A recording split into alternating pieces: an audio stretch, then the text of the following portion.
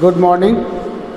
आज इस वीडियो के माध्यम से भारतीय संपत्ति अंतरण अधिनियम 1882 के महत्वपूर्ण टॉपिक दान पे डिस्कस करेंगे।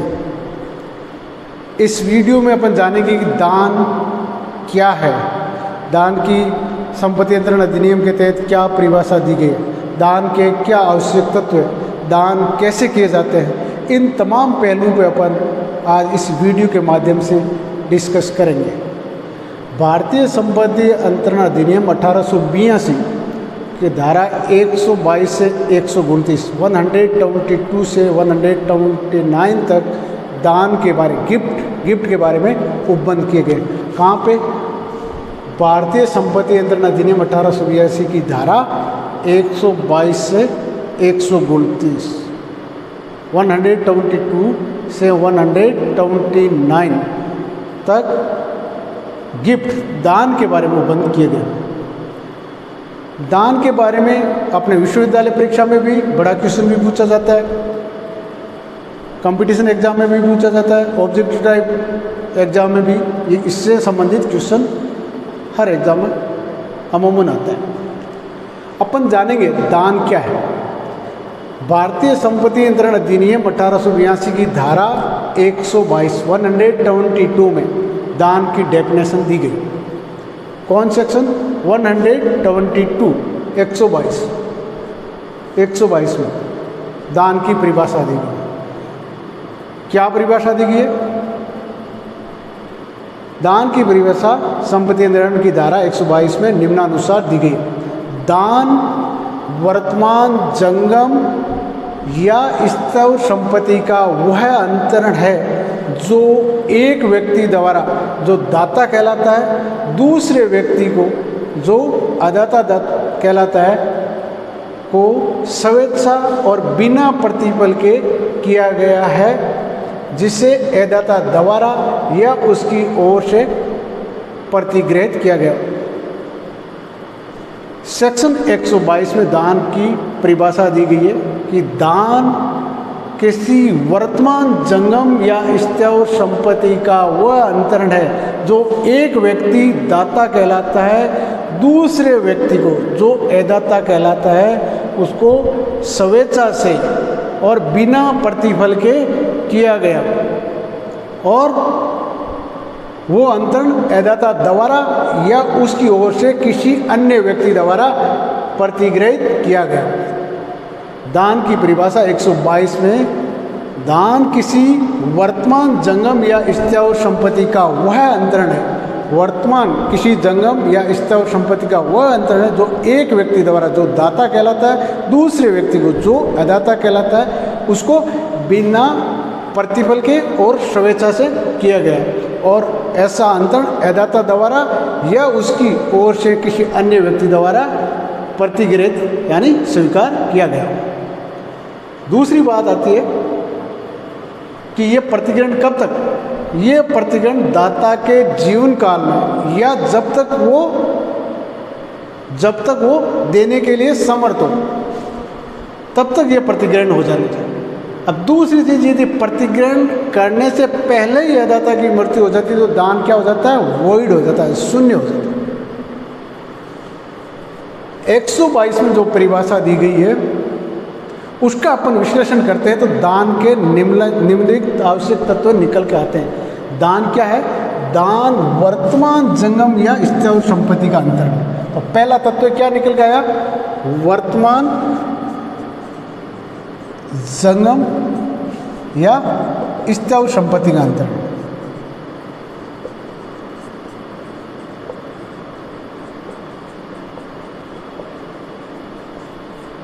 दान में क्या होता है?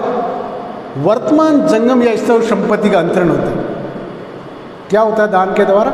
वर्तमान, ये चीज देखने वाली, मौजूदा वर्तमान जंगम या स्थावर संपत्ति का अंतरण है।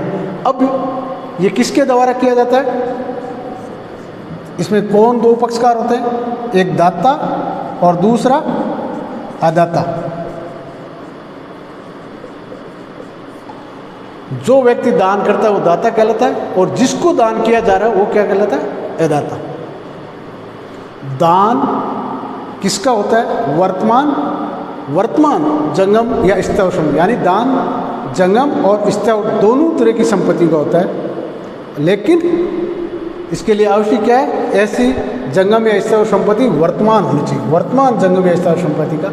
और इसके पक्षकार कौन? एक व्यक्ति जो दान करता है वो दाता, और जिसको दान किया जा रहा है वो क्या कहलाता है? अदाता।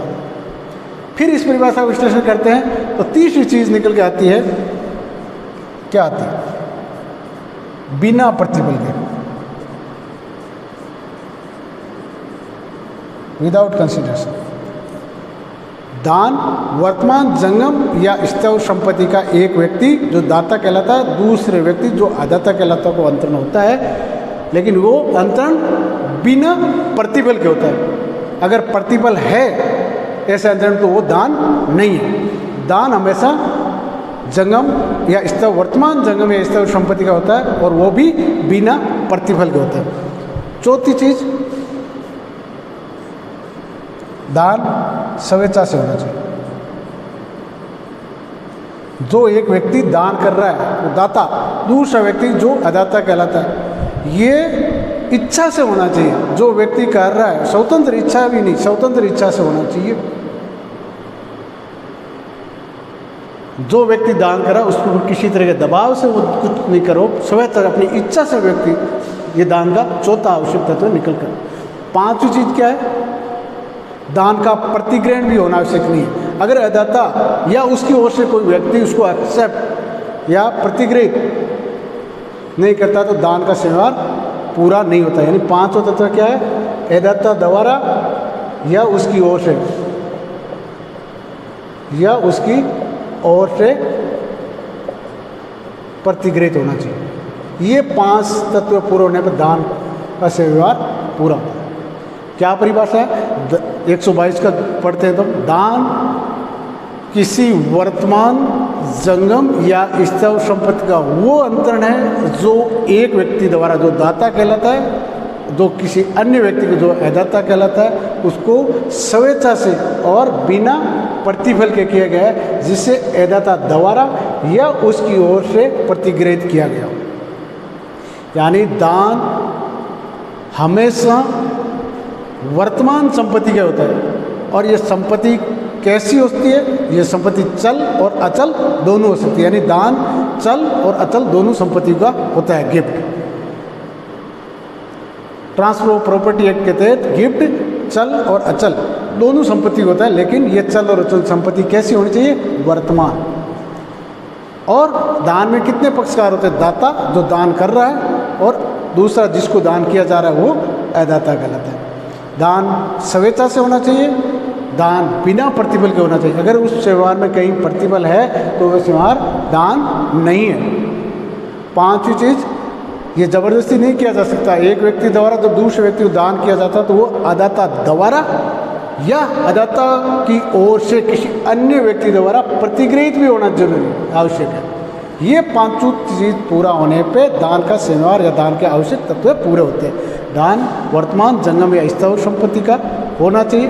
वर्तमान जंगम या स्थावर संपत्ति का दो पक्षकार होते हैं, दाता और अदाता। स्वेच्छा से होना चाहिए, बिना प्रतिफल के होते चाहिए, और ये अदाता द्वारा या अदाता की ओर से किसी अन्य व्यक्ति द्वारा प्रतिग्रहित होना आवश्यक है। अब बात आती है कि ये प्रतिग्रह अदाता द्वारा, अपन जब पांचों तत्व की बात करते हैं कि दान के लिए ये आवश्यक है कि दान अदाता द्वारा या उसकी ओर से प्रतिग्रहित होना आवश्यक है। तो ये प्रतिग्रहित कब तक करेगा, इसके बारे में सेक्शन 122 में भी बताते हैं।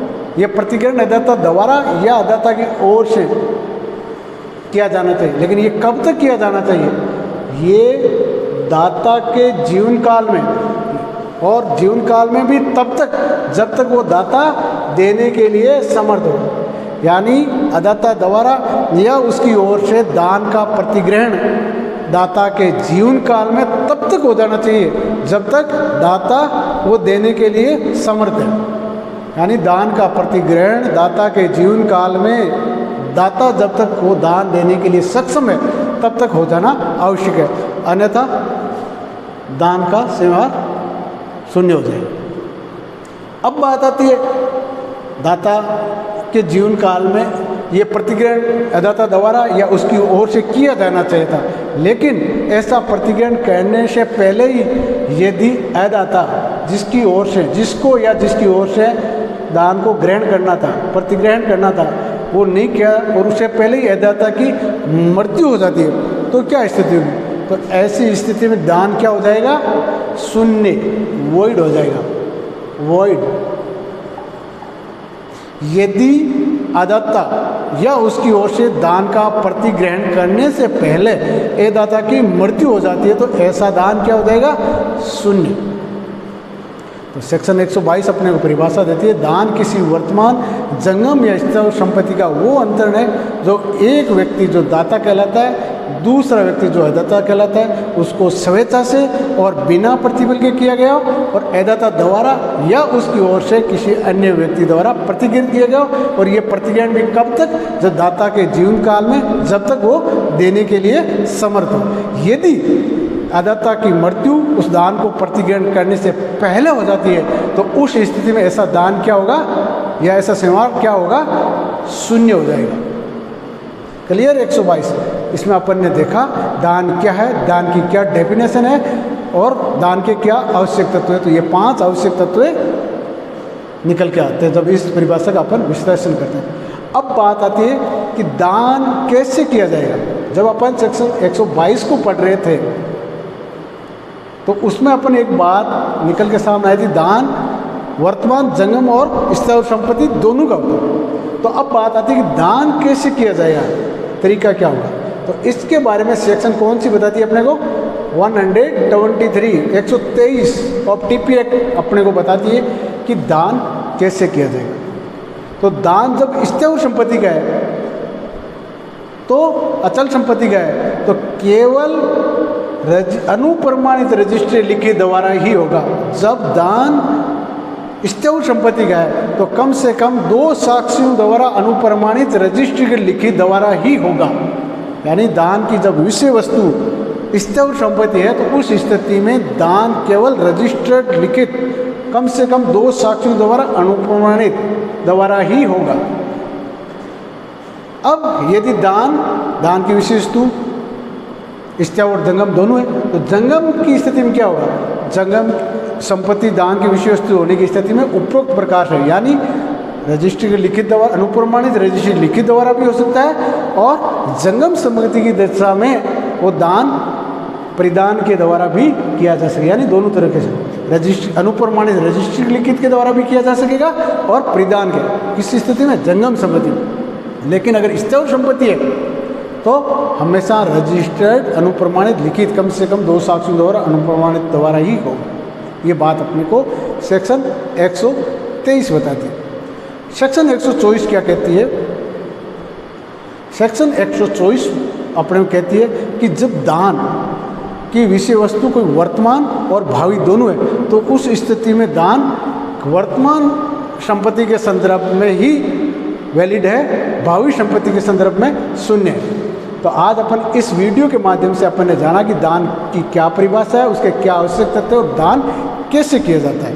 तो दान किसी वर्तमान जंगम या स्थायी संपत्ति का वो अंतरण है जो एक व्यक्ति द्वारा जो दाता कहलाता है, दूसरे व्यक्ति को जो अदाता कहलाता है उसको स्वेच्छा और बिना प्रतिबल के किया गया और जो अदाता द्वारा या उसकी ओर से प्रतिग्रहित किया गया। और ये दान के 5 आवश्यक तत्व है। दान वर्तमान या जंगम संपत्ति का वर्तमान जंगम या स्थायी संपत्ति का अंतरण है जो 2 पक्षकार होते हैं, दाता और अदाता, बिना प्रतिबल के स्वेच्छा से, और ऐसा प्रतिग्रहण अदाता द्वारा या उसकी ओर से किसी अन्य व्यक्ति द्वारा होना चाहिए। और ऐसा प्रतिग्रहण भी दाता के जीवन काल में जब तक वो दाता देने के लिए समर्थ है तब तक हो जाना चाहिए। यदि अदाता की मृत्यु प्रतिग्रहण होने से पूर्व हो जाती है तो ऐसा दान क्या हो जाएगा? शून्य हो जाएगा। 123 में अपन दान कैसे किया जा सकता है तो इसके बारे में अपन ने जंगम और इससे दोनों स्थिति के बारे में अपन ने विश्लेषण किया। थैंक्स। अगले वीडियो में अपन दान के जो आगे टॉपिक है दुर्बल दान और सर्वसाधाता उसके बारे में डिस्कस करेंगे। थैंक्स।